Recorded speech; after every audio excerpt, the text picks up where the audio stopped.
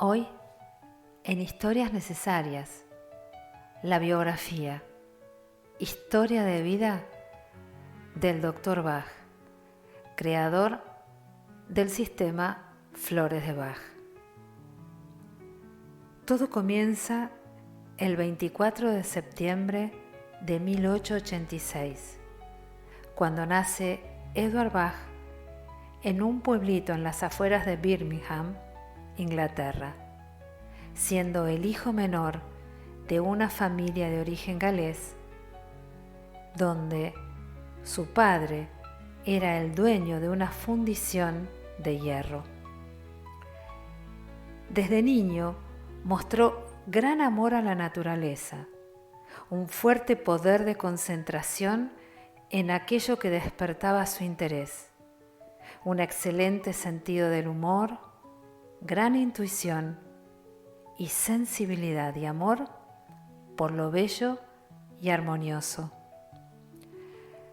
Su sensibilidad frente al sufrimiento, tanto en los seres humanos como en los animales y las plantas, lo movía en su ayuda y desde edad temprana decidió ser médico.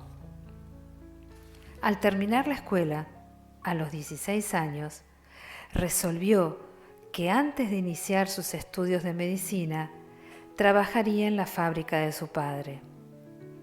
Así lo hizo durante 3 años. Fue pasando por las distintas secciones de la fundición e incluso llegó a manejar los tornos. Toleraba muy mal el encierro de la fábrica y esos años no fueron fáciles, pero sí de gran utilidad, pues lo ayudaron a comprender, por una parte, la naturaleza humana y por otra, el miedo que la enfermedad causaba en la clase obrera. En aquella difícil época de Inglaterra, de principios de siglo, la legislación protectora de los trabajadores estaba recién en sus comienzos. La enfermedad significaba para ellos la pérdida del trabajo, a lo que se le agregaba la pesada carga de los honorarios médicos. Bach vio además que la medicina de la época no hacía más que paliar y suprimir los síntomas, sin aliviar el verdadero sufrimiento del enfermo. La toma de conciencia de esa realidad lo llevó a abandonar la fábrica paterna y a ingresar a los 20 años en la Facultad de Medicina de Birmingham. Terminados sus estudios, fue a Londres para hacer su entrenamiento en el Hospital Escuela de la Universidad, donde se recibió en 1912. Más tarde, en 1914, en Cambridge, obtuvo su diploma en salud pública. Bach nunca fue un teórico. Ya de estudiante pensaba que los libros no eran la mejor opción para el médico y que la mejor manera de entender a los seres humanos, tan diferentes entre sí y que reaccionaban en forma tan distinta ante la enfermedad física, era la observación directa. Estar al lado del paciente y observar cómo reaccionaba frente a la enfermedad, cómo esa reacción incidía en el curso de la misma. Poco a poco se fue dando cuenta de que el mismo tratamiento no siempre curaba la misma enfermedad y que remedios que curaban a un paciente no actuaban en otros y que pacientes similares en temperamento respondían al mismo remedio. Eso le ha llamado mucho la atención, llegando finalmente a la conclusión de que la personalidad del individuo tenía más importancia que el cuerpo en el tratamiento de la enfermedad. La personalidad del paciente, el ser humano sufriente, fue para Bach la indicación clave del tratamiento requerido. La visión que el paciente tenía ante la vida, sus emociones, sus sentimientos, fueron para él los puntos de prima importancia en el tratamiento de la enfermedad física. En las largas horas de guardia, hizo otra observación importante. El proceso de curación era a menudo más doloroso que la enfermedad misma, y esto fortaleció en él la convicción de que la verdadera curación debía ser suave, sin dolor y benigna. Fue obteniendo así su conocimiento de la experiencia de la vida y de su intuición. Los resultados de su trabajo siempre fueron prácticos y cuando completó la obra de su vida, dejó su informe en un pequeño libro de 30 páginas, escrito clara y muy simplemente para que todos lo entiendan. Alrededor de 1915, encontramos a Bach atendiendo su consultorio privado en Harley Street.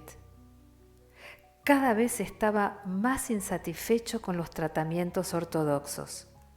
Comenzó a preocuparse por la enfermedad crónica y buscando nuevos caminos, se interesó en la inmunología.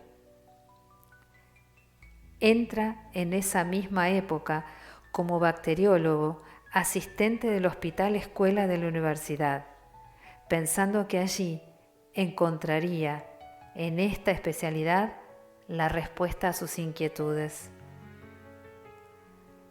Su trabajo lo fue llevando a relacionar la toxemia intestinal con la enfermedad crónica.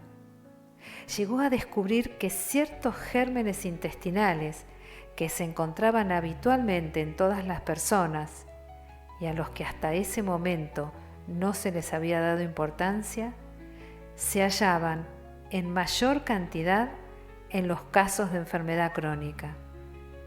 Este descubrimiento lo llevó a la idea de preparar una vacuna sobre la base de dichos gérmenes. Aplicada la vacuna, tuvo gran éxito. Efectivamente, la enfermedad crónica desaparecía. Pero no obstante ese éxito, Bach no quedó satisfecho. La vacuna debía aplicarse en forma inyectable y eso provocaba naturalmente cierta incomodidad al paciente, así como también un edema y dolor. Esas molestias, aunque mínimas, iban en contra de su profunda convicción de que la verdadera curación debía ser suave, sin dolor y benigna. Debía entonces modificar la técnica.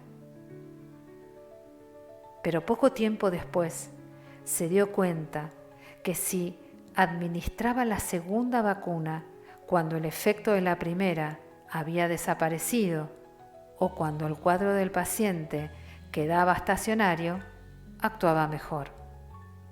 En algunos casos, solamente era necesario aplicar una sola vacuna por año. Esto ya resultaba menos agresivo, pero el problema persistía.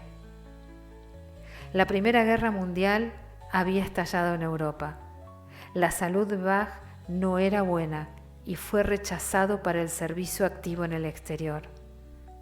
No obstante esto, trabajó intensamente, estando a cargo de 400 camas en el hospital de la universidad y como asistente clínico de bacteriología. En julio de 1917, víctima de una severa hemorragia, fue operado de urgencia. La operación resultó exitosa, pero lo diagnosticaron una enfermedad incurable, cuyo pronóstico indicaba que alcanzaría probablemente solo 3 meses de vida. Obsesionado con la idea de que tenía que terminar sus investigaciones, y antes que le dieran el alta, abandona el hospital y se sumerge prácticamente en el laboratorio día y noche. Los días pasan y finalmente la recuperación de su salud es total. Es indudable que esa experiencia vital en carne propia constituyó para Bach un conocimiento básico del hombre que influyó decisivamente en la formación de su criterio sobre la importancia de los estados emocionales en la curación de las enfermedades. Su trabajo sobre la toxemia intestinal continúa y en 1920 publica sus resultados en las actas de la Real Society de Medicina. Sus necesidades económicas lo llevan a aceptar un puesto de bacteriólogo en el Hospital Homeopático de Londres, y es ahí donde se conecta con la obra de Hahnemann. Ve que 100 años antes habían relacionado también la enfermedad crónica con la toxemia intestinal, que afirmaba que el organón, que la verdadera cura, estribaba en curar al paciente y no a la enfermedad, y que había que guiarse por los síntomas mentales y emocionales del paciente para indicar el medicamento y no por su dolencia física. Bach integra las ideas de Hahnemann con las propias y decide preparar vacunas con la técnica homeopática y crea así una vacuna oral y desecha definitivamente la aguja hipodérmica. Estas vacunas, orales o nosodes, son por los que Bach es más conocido dentro de la homeopatía unicista hahnemanniana y se los llama los 7 nosodes de Bach. Están preparados sobre la base de 7 tipos de bacterias que Bach aisló en el intestino de enfermos crónicos.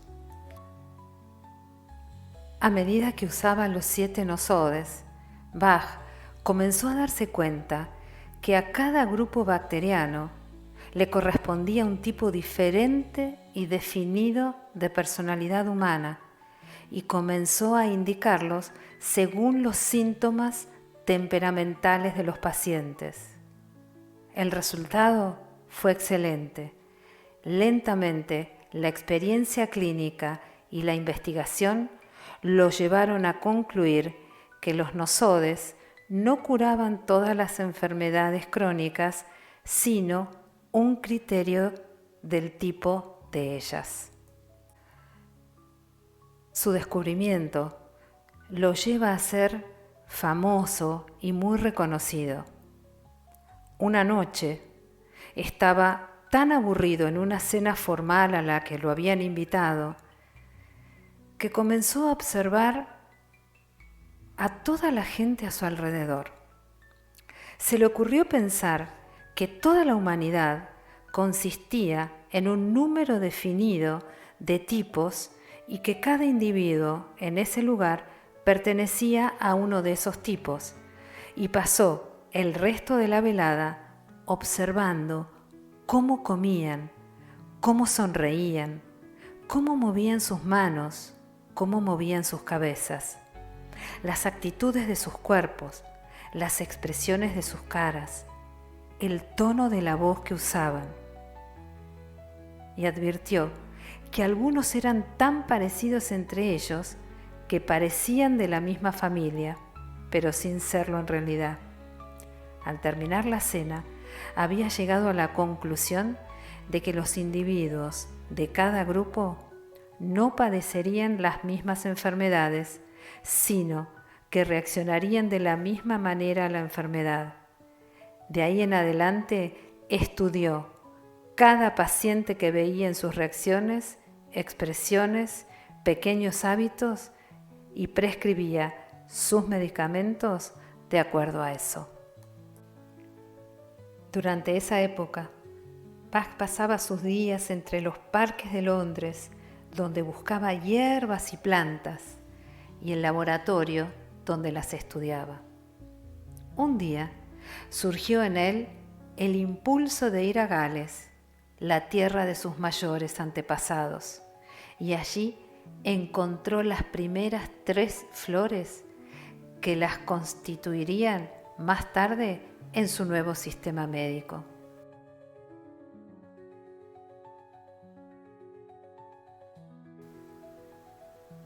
Corría el año 1929. Bach ya tenía 43 años. Investigaba en su laboratorio y publicaba los resultados que obtenía en las mejores revistas científicas británicas. Atendía su consultorio privado de Harley Street, que le rendía muy buenas ganancias. Era respetado por alópatas y homeópatas, tanto en su país como en el extranjero.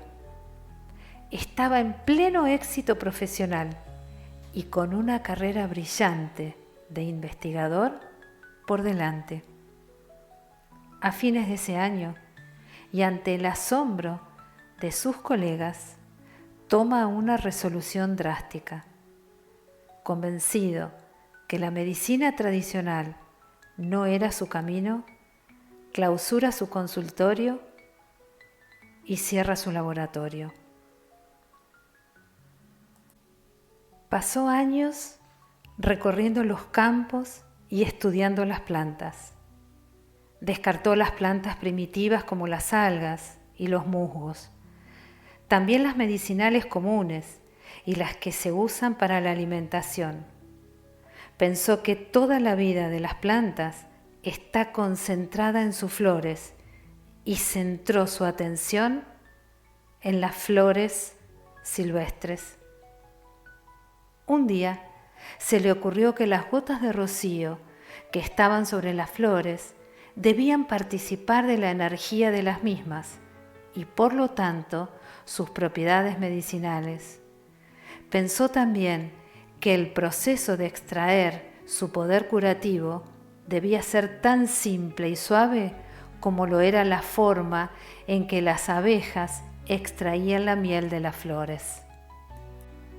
Experimentó entonces con flores al sol y a la sombra y se dio cuenta que la luz era esencial, ya que las flores de lugares sombríos tenían menor potencia vibratoria que las que crecían en lugares soleados. El método era simple, el que él había buscado, la simplicidad de las cosas poderosas, porque el fuego, la tierra, el aire y el agua, los 4 elementos estaban incluidos y trabajaban juntos para producir remedios de gran poder. La tierra para nutrir las plantas, el aire del cual se alimentaba, el sol o fuego que le imparten su poder, y el agua recoge y enriquece su poder curativo. Es así como gradualmente va dando forma a su nuevo método y así le escribe a un colega: Estimado, la enfermedad es una suerte de consolidación de una actitud mental y solo es necesario tratar tal actitud mental y la enfermedad desaparecerá. La enfermedad física, siendo meramente el resultado de una desorganización de la función cerebral causada por el estrés, el sufrimiento, el shock, la tensión y el miedo, no es más que un síntoma en sí mismo. La cura se obtendrá a través de la remoción de la causa. Los remedios usados en la medicina tradicional alivian los síntomas físicos de la enfermedad, pero no la causa subyacente, que es el estado mental y emocional. Tratar la personalidad del paciente y no la enfermedad fue el principio del nuevo sistema de medicina floral. Entre 1930 y 1934, Bach descubre sus 38 remedios florales y escribe 2 pequeños libros, Cúrese a usted mismo y Las 12 curadores. Libros sencillos, escritos con palabras habituales, en los que explica los fundamentos de su nueva medicina y las propiedades de las flores. 2 años después, sus fuerzas comienzan a flaquear. Un día le dice a sus colaboradores: mi tarea está cumplida, mi misión en este mundo está terminada. Luego de eso, muere en su cama durmiendo, en su casa de Mount Vernon, Gran Bretaña. Desde entonces, y en la misma casa, cuyos muebles él mismo construyó, es el Centro Bach que tiene a su cargo la recolección anual de las flores y la preparación de las infusiones que luego se distribuirán en el mundo. Los remedios florales de Bach figuran hoy día entre los sistemas médicos reconocidos y recomendados por la Organización Mundial de la Salud. Para historias necesarias, Fafa Portela, www.regresarparavanzar.com.